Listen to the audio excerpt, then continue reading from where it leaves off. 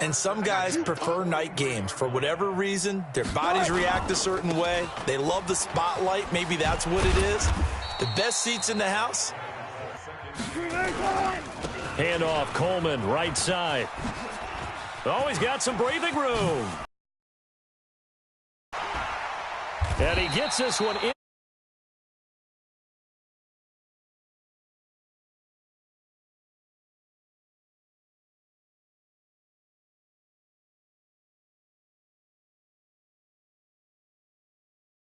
At this point, going to make that defense stand up and stop him. Two times. On first down, it's Coleman. And he is into the end zone. Touchdown, Cleveland. A 12-yard touchdown run as his guys continue to put this one out of reach.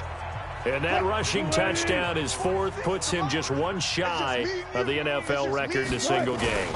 And we all know he would love to get to that record and even beyond it, but he doesn't need to in order to impress in this one, does he? What a performance. What an absolute great game that he's had here in this one.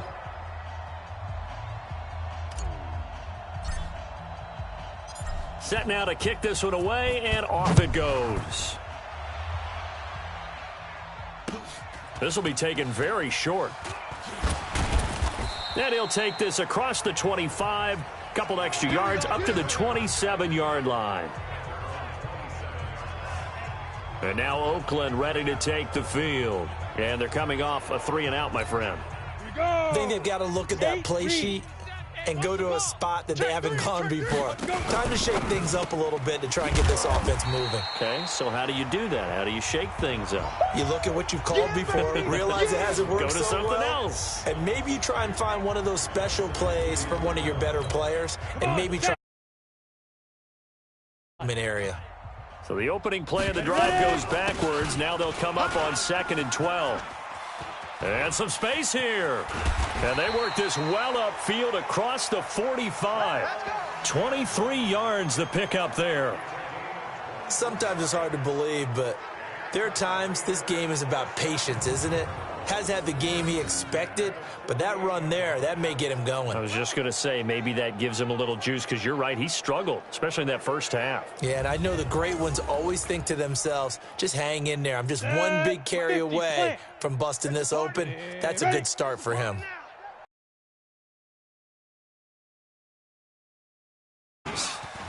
And he's going to take this across the 50 into Browns territory. Pro Bowler C.J. Mosley, the Ravens' leading tackler last year, up to make the stop. 2nd and 5. And it's incomplete. They come up now 3rd and 5 following the incomplete pass. He'll look to throw. He gets it to Sims, complete. And this effort won't be enough as they rally up to stop him a couple of yards short. Here's Brian Anger now. He's been one of their few bright spots so far. 1 quarter remains here on a Sunday night. This is the National Football League on EA Sports. Here's Brian Anger. And that is very well done there, as this will be marked out of bounds at the 5-yard line. Let's go old school there. That's absolutely a great coffin corner punt. Someone's put some time in working on that, hasn't it? Seems like every year these guys get better and better. It's amazing how they can command that football through the air. Yeah, they used to actually practice with hula hoops where they place them and try and put them there. Now a lot of guys use barrels on the sidelines to try and put the football in one.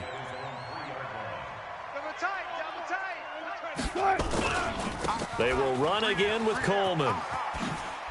They find some open field here. And he gets it to the 30 when it's all said and done. 27 yards there, a first down. Do my eyes deceive me, or is he getting stronger as this game moves along? Burst seems just as good here in the 4th as it was way back in the 1st, doesn't it? I do believe someone put a lot of time in the offseason and continues to condition during the season in order to continue to carry the ball at this rate. Looking for more there on first down, but this throw downfield incomplete. Green once again the intended receiver. That'll bring up 2nd down. Scoot up. They go play action with Wilson. Watch the slant. Watch the slant. They'll find his tight end, Seals Jones. And he's going to have another first down as the tackle comes at the Raiders' 44-yard line. When you have someone throwing it that well, that confidently, you don't have to call the game in fear at all, do you? You just go ahead and play. Yep, confidence with a lead to throw it here in the fourth, and boom, he's on the money. Yeah, you don't have to tuck your head in and go like turtle at this point. You can just go ahead and play. And for one of the first times all night, he is going to go nowhere as they bury him behind the line. 380. Under 10, under 10, 10. They stay on the ground. Again, it's Coleman. They get 14 back, but it leads now to a third down. So from second and long, now we go to third and very manageable. Yeah, they love that phrase, don't they? Because as an offensive coordinator, you can keep people a little bit off balance in guessing because you don't have to throw it. You can come back with a strong run game if you want to. And if you're in four-down territory, that really opens things up for you. Not totally home free yet, but it's looking good as they come up first and 10. Just 2 minutes remaining here in the fourth quarter of what has been a one-sided affair. So the Browns in possession of the football here as we get you reset. And let's see what they've come up with offensively after having time to talk it over. And he will get into the end zone. It's another touchdown. This thing is ugly. Still an important piece of business to take care of, the extra point. Oh, and it's a fake. They'll try and throw for it. And this fake extra point attempt failed big time. Not only did they not get it, they went backwards. They've got this big lead. They said, forget one, we want two. Instead, they got zero. Unbelievable that he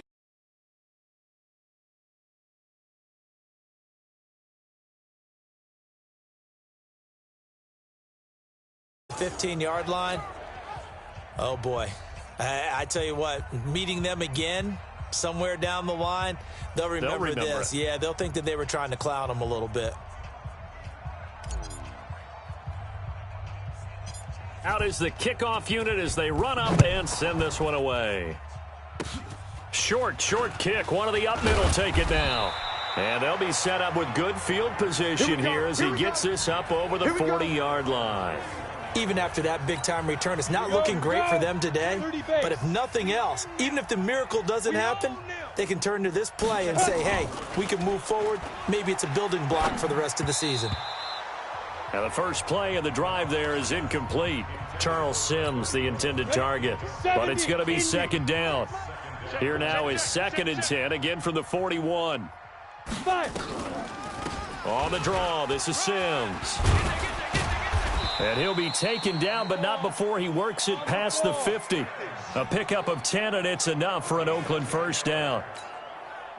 We'll definitely see some open running lanes, and he's taking advantage of it right now, but that shouldn't be a surprise. Defense has the lead. They're playing for the pass first.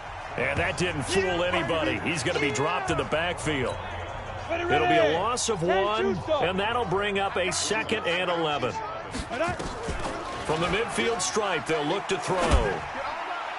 Toward the right sideline, but it's incomplete. He was trying to find Jerome Cunningham there, and it's third down.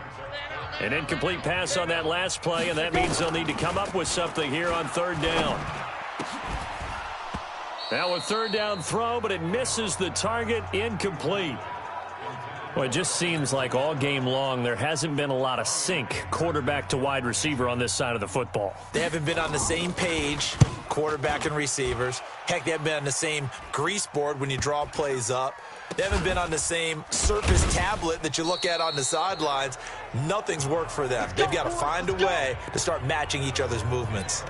The field position game, such an overlooked facet, Charles, of an NFL game, but this offense, they're going to be pinned back. What an ideal punt. An ideal punt, and it leads to that term complementary football, because them doing that puts their defense in a great spot, doesn't it? Gives them a chance. If they want to be aggressive, try and maybe get a safety out of this whole thing, it puts them in that position. A good pickup there for the Browns, 15 yards. He's still rumbling, isn't he? Still looking fresh in this one despite the heavy workload. But you and I both know, well-conditioned, and he did tell us that he thrives on being at his peak late in ball games. Just a yard on the first down carry, so it's 2nd and 9. Here's 2nd and 9, just a yard on that last run. Push him back. Push him back. Now a give, right side. Coleman.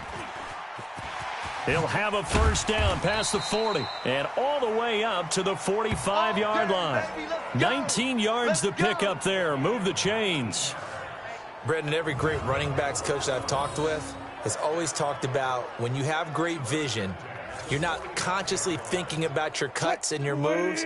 You're just doing them. And I think that's what we're seeing tonight. He's about running them into submission, hasn't he? You took the words right out of my mouth. I was just going to use that phrase. He has run them into submission. Wave the white flag. And this will be taken across midfield and into Raider territory. Now the Browns will use the first of their 3 timeouts. That'll leave them with 2 remaining. We'll be back after this. Double tight, double tight.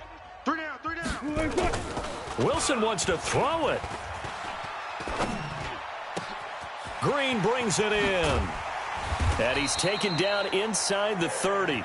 And what are the whistles for? Timeout. So they'll stop the clock here in a game that's been decided in the closing seconds.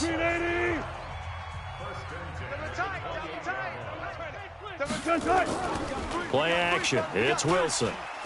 Going for it all. And this is incomplete with a clock showing just 3 seconds left.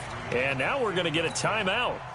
Somewhat pointlessly called with 3 seconds to go in a game that's already been decided. To throw once more on 2nd and 10. Wilson letting one go deep for the end zone. And this is going to be intercepted. Snags it for the pick. And that will write a finish to this ball game.